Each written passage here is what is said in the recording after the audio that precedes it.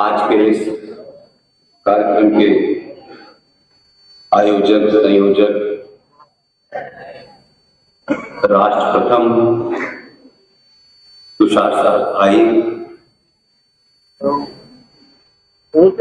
सर्व आदिवासी समाज, सनातनी समाज, साहू समाज, चंद्राकर कुर्मी समाज, देवागन समाज, यादव समाज, यादव ठेकवाद समाज, धूबी समाज, अग्रवाल समाज, उड़िया समाज, सिंधी समाज, महेश्वरी समाज, पाल गडरिया समाज, ध्रुव गौड़ समाज, सिन्हा कलार समाज, जय अनुकूल क्षत्रिय तेलुगु समाज, बौद्ध समाज, रविदास समाज, सिख समाज, जैन समाज, ब्राह्मण समाज,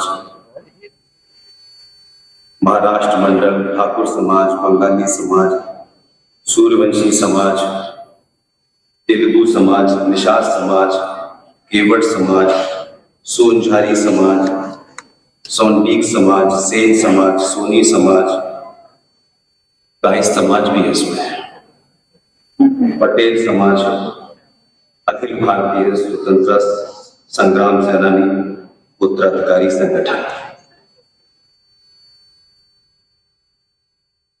अगर 50 साल पहले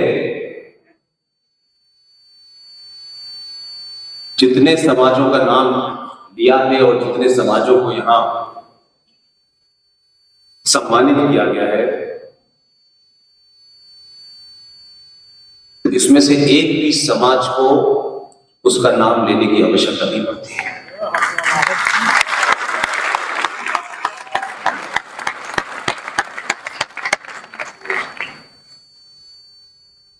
ये जो अलग अलग छोटी छोटी आइडेंटिटी है, ये हम में से हमारे पूर्वजों से किसी न किसी से कोई गलती हुई है। अभी भी मानता हूं, जिस दिन सड़क पे चलते हुए किसी मंदिर में, किसी सभा में इसमें से कोई भी समाज का आदमी मिले, उसे गले लगा लीजिए, सनातन समाज जिंदा हो जाएगा।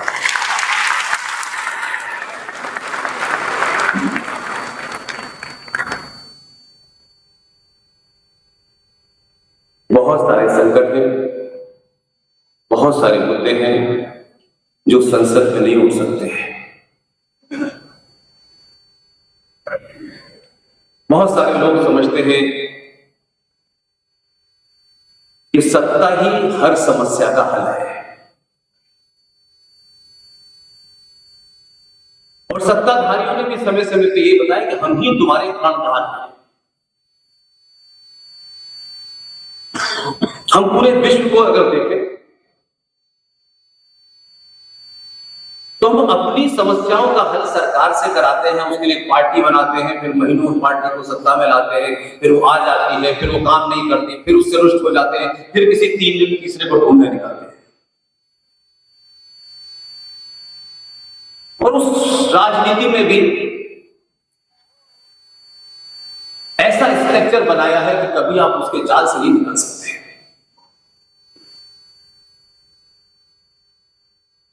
इसलिए जो आपकी अपनी शक्ति है, चाहे वो गरीब हो चाहे वो अमीर हो, सबने मिलकर कोशिश की है कि आपको अपनी शक्ति का भान न हो, और बार बार उनको लगता है कि हमने आपके लिए ये किया है। हमारे समाज का एक भी इंस्टीट्यूशन, कोई एक इंस्टीट्यूशन ऐसा नहीं है जो सच बोलता हो।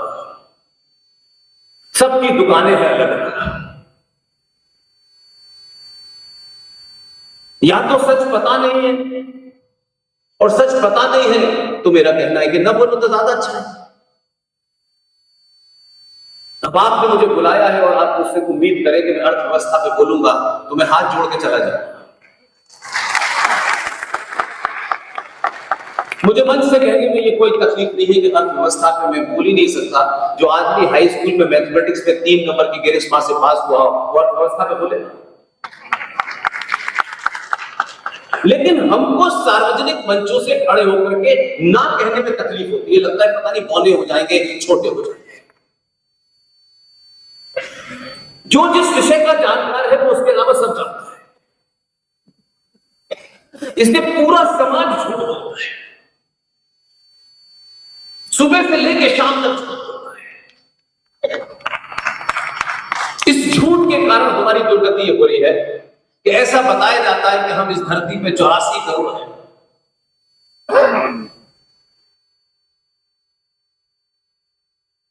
गिनती से कभी कोई बड़ा नहीं होता, गिनती तो भेड़ियों की भी होती है।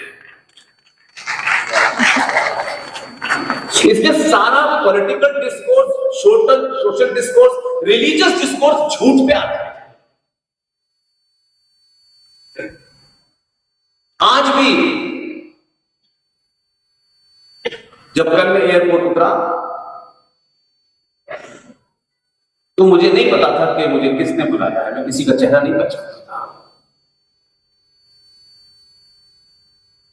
कई सारे लोग थे उसमें।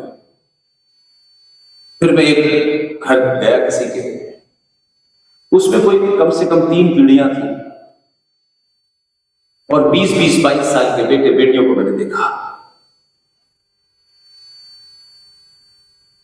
इस 12-13 साल के सफर में मैंने ऐसा परिवार नहीं देखा।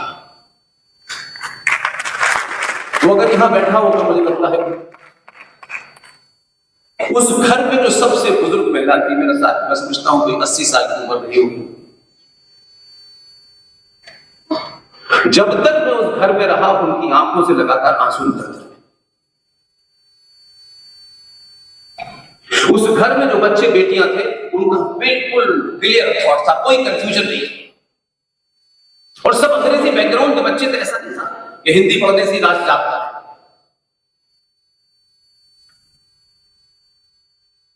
लेकिन सबसे बड़ी बात यह है कि जब आपको सुनी सुनाई बातों पे यकीन होने लगे तो आप समझ लीजिए कि आप समाप्त हुए हैं। आप कितना भी बड़ा आदमी बैठे पद से, सनातनी हिंदू समाज में किसी के पद से बड़ा नहीं होता है। अगर रिक्शे वाला भी है और ज्ञानी है तो उसके पैर छूटे। ये जो बड़े बड़े पदों पे बैठे हैं उनको लगता है सारा ज्ञान इनके पास है, कोई ज्ञानवान नहीं। इसलिए छोटे छोटे शब्दों से खिलवाड़ हुआ है। हम दीवार पे लिखा हुआ नहीं पढ़ना चाहते क्योंकि इतनी घुट्टी पिलाई गई है कि जो बता रहे हैं मन से नेताजी वही ठीक है। 8वां फेल है, 15 मर्डर के केस लगे, नेताजी महान है। वो ज्ञान बांटते हैं और हम ताली बजाते हैं, ये हमारी चाटुकारिता है। बीच में से खड़े होकर कोई नेताजी आप जीत रहे होंगे चुनाव अलग बात है, लेकिन आप बकवास कर रहे हैं, मुंह बंद करिए, ये कहने की हिम्मत होनी चाहिए।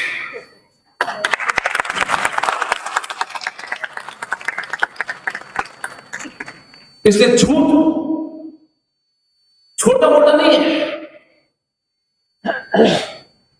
हम इंडिविजुअल तौर पर घरों से बाहर निकलते हैं, हमारा घर कितना बड़ा है, हमारे कपड़े कैसे हैं, हमारी गाड़ी कैसी है, हम कितने कॉन्शियस होकर घर से बाहर निकलते हैं। और कहीं गलती से कमीज फटी हुई हो कहीं से और बाद में पता चला कि हम फटी कमीज पहन के चले गए, तो इतनी आत्मग्लानि होती है जैसे पता नहीं कितना बड़ा हो गया। यहां से विदेशों में जाएंगे, बड़े महंगे होटलों में घूमेंगे, घर से बाहर निकलेंगे तो सब कुछ एक क्लास होना चाहिए। कोई हमारे ऊपर कमेंट न कर दे, कोई हमारी आर्थिक स्थिति, हमारे ज्ञान में कमेंट न कर दे। इतने कॉन्शियस है हम, क्योंकि सब इंडिविजुअल लड़ाई लड़ रहे हैं। लेकिन एक देश के रूप में कभी न ये आत्मग्लानि होती है हमको, न ये डिस्कोर्स है, कभी इस पे भी चर्चा करें कि सनातनी हिंदू समाज सत्ता आपकी, व्यवस्था आपकी, पुलिस आपकी, सेना आपकी, जज आपके, यूजीसी आपकी, सब कुछ। लेकिन चवन्नी छाप 2-2 कौड़ी के नेता आपको 2 रुपए किलो चावल और 1 महीने बिजली फ्री में लग रहे हैं और आप बिकते हैं।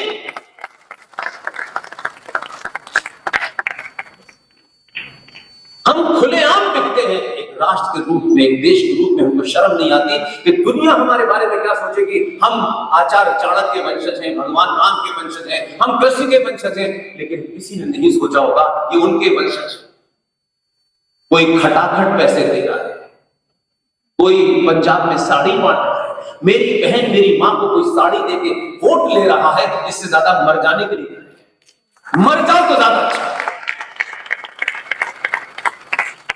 हमारा कोई पूर्वज आचार्य चाणक्य विकल्प एक धोती में उसने सत्ता की अकड़ निकाल दी और चौराहे पे सत्ता को नंगा कर दिया। चाणक्य बनने से प्रधानमंत्री का पद नहीं, चटकारता से मिलता है। इसने सच बोलने की हिम्मत हमारे अंदर कर, और सच वो नहीं जो मुझे अच्छा लगता है, आपको लगता है, सच सच ही होता है। कुछ नेताओं ने तय कर लिया कि 15 अगस्त 1947 को भारत आजाद हुआ है, हम ढोल बजा रहे हैं। वो जो पहले थे प्रधानमंत्री हमारे फूल वाले चचा, वो कबूतर उड़ा रहे हैं। और 15 अगस्त की आजादी का जश्न आज तक मत है। क्या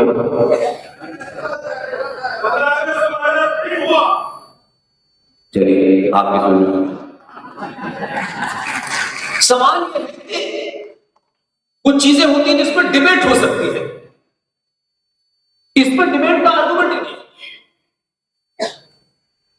लेकिन हम कितने मंदबुद्धि हैं कि शास्त्रों पे सवाल उठाएंगे, राम पे सवाल उठाएंगे, सीता पे सवाल उठाएंगे, उनके तमाम मुसीबती पर, लेकिन 15 अगस्त 1947 को क्या हुआ है ना ये हमें पता है, ना हम पता करना चाहते हैं। स्कूल में पढ़ाया गया है क्योंकि स्कूल भी वैसे चल रहा है, पढ़ाने वाले भी कोई है, पढ़ने वाले भी कोई है, किसी को चिंता नहीं है। जिस देश की डेट ऑफ बर्थ ही गलत हो उसका क्या भाव होगा। 15 अगस्त 1947 को ग्रेट ब्रिटेन के प्रधानमंत्री का नाम था क्लेमेंट एटली। क्लेमेंट एटली की कैबिनेट की मीटिंग के अंदर लिखा हुआ है, और आज संचार क्रांति में सब कुछ अवेलेबल है। वो अपने कैबिनेट की मीटिंग के मिनट से, जो मैंने कई बार अपने सोशल मीडिया में, उसमें साफ साफ लिखा है 15 अगस्त 1947 is a transfer of power. सत्ता का हस्तांतरण आजादी नहीं होती। लेकिन हम राम पे तो सवाल उठाएंगे सुबह से शाम तक, राम के चरित्र को अपने अपने स्वार्थों से कथाकार बताएंगे, लेकिन 50 साल पुरानी घटना को हम नहीं जानना चाहते। सच तो बोलिए। ऐसे ही एक और बड़ा झूठ है उनके पूरे सम्मान के साथ, क्योंकि हमारे यहां लोग कुछ ऐसे हो गए हैं कि जरा सा कुछ कह दो बहुत जल्दी ठेस पहुंच जाती है कुछ लोगों को, और जिंदा लोगों को कम पहुंचती है, जो मर गए हैं उनको ज्यादा पहुंचती है। और ये ब्रिगेड तैयार हो गई है, जैसे कि आप सच बोलेंगे एकदम पीछे पड़ जाएंगे। डरिए मत, बहुत सारी ऐसी ब्रिगेडों का सामना किया है, बहुत सारी ऐसी ब्रिगेड। इसलिए हमारे पिताजी हुए 47 में, पिताजी के नाम के आगे 2 बार जी लगाइए, नहीं तो पता नहीं आपकी सरकार क्या करेगी। खूब सम्मान कीजिए, क्योंकि हमारे संस्कारों में उम्र से जो बड़ा होता है उसका सम्मान करना चाहिए। लेकिन हमारे संस्कारों में आचार्य चाणक्य ने यह भी बताया है कि अगर कोई उम्र से बड़ा आदमी झूठ बोले तो भाषा की मर्यादा के साथ उसको पब्लिकली एक्सपोज भी करना चाहिए। कोई ऊंची पद पर बैठ गया है तो झूठ बोलने की या उसने जो झूठ किया, उसने कोई कुकर्म किया है, तो उसकी बात नहीं होगी, ये बिल्कुल नहीं हो सकता। कम से कम मेरे रहते नहीं होगा। हमारे पिताजी ने 2 जघन्य अपराध किए। लोग बोलते नहीं है। एक पार्टी विशेष का उनको लगता है उनका टिकट कट जाएगा। हम ये झूठ सुनते सुनते इस उम्र में पहुंच गए। हमारे पिताजी का एक भजन था, उन्होंने गाया। इसमें मुझे कोई आपत्ति नहीं है कि उन्होंने वो भजन क्यों गाया, ये मुझे कोई आपत्ति नहीं है। एक महाविद्वान पंडित ब्राह्मण, जिसका नाम हम नहीं जानते क्योंकि उनके घर से कोई एमपी नहीं बनाना, इसलिए एक ज्ञानी ब्राह्मण पंडित जी जिनका नाम था पंडित लक्ष्माचार्य। सुना नहीं होगा आपने नाम? पंडित लक्ष्माचार्य एक भजन गाया था, जिस भजन को हमारे पिताजी गाते थे। इसमें भी कोई सवाल नहीं है कि क्यों गाते थे, लेकिन अपने स्वार्थों के लिए पंडित लक्ष्माचार्य द्वारा गाए इस भजन की एक लाइन निकाल करके उसमें ईश्वर अल्लाह तेरो नाम किसने जोड़ी, यह बेईमानी है।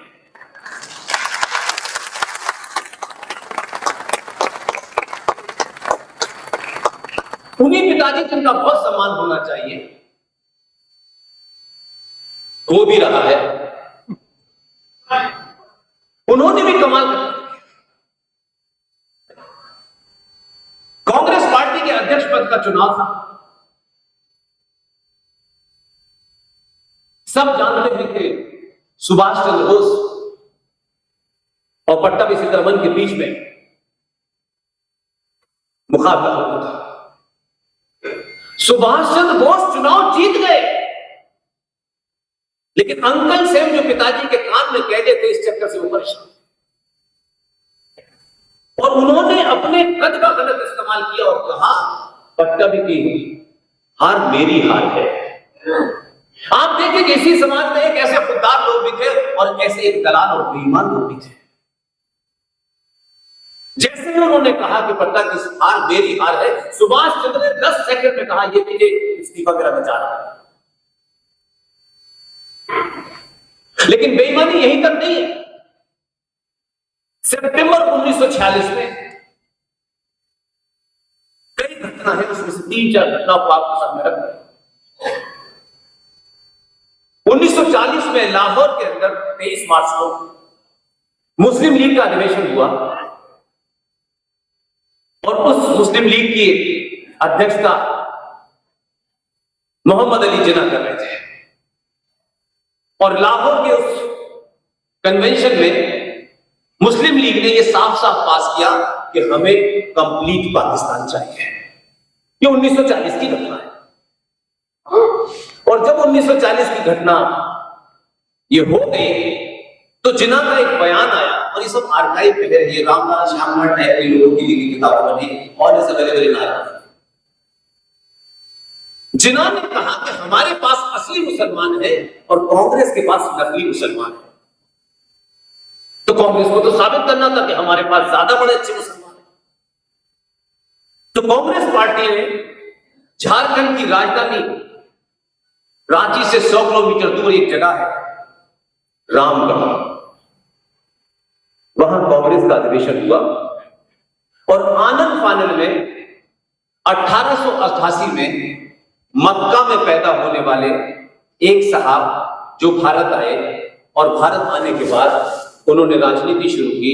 किसी स्कूल, किसी कॉलेज, किसी केजी में नहीं गए और मौलाना अबुल कलाम आजाद को 1940 में कांग्रेस पार्टी का अध्यक्ष चुन लिया गया, क्योंकि हमको ज्यादा बड़ा मुसलमान साबित करना था। और 1946 तक स्थिति यह बनी कि देश में 15 प्रांतीय असेंबली थी। उन 15 प्रांतीय असेंबलियों की कुल संख्या में जितने भी वोट थे, सीटें थी, उसमें 1585 सीटें थी और उसमें से 492 सीटों के लिए मुसलमानों के लिए रिजर्व कर दिया गया।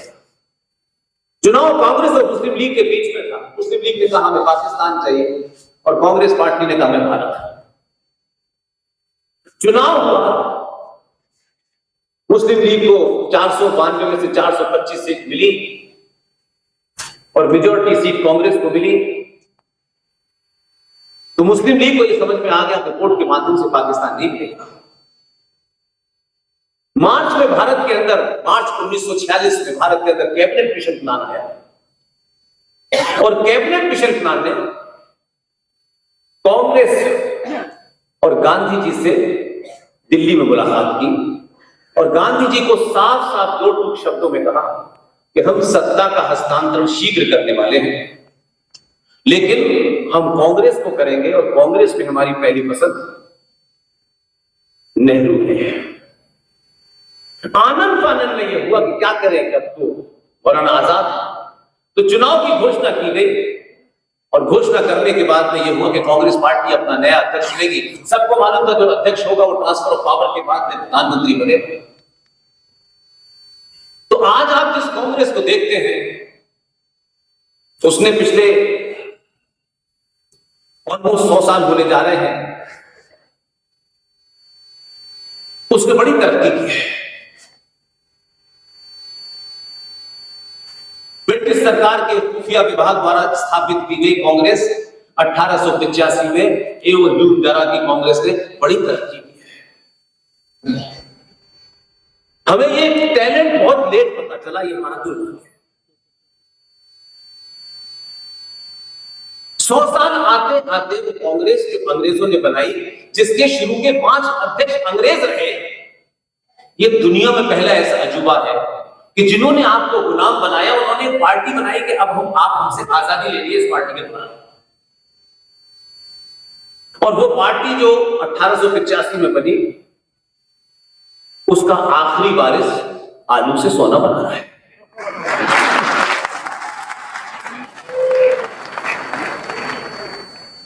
नई नई चीजें ईजाद करता है। वो 2024 में और 1885 में अंतर नहीं समझ पा रहा। वो समझ रहा है कि मैं मंदिर जाकर के लोगों का दिल जीत लूंगा, लेकिन उसको यह पता नहीं है कि जिसके सामने खड़ा है वो भभूति लगाए पहले से वहां खड़ा है।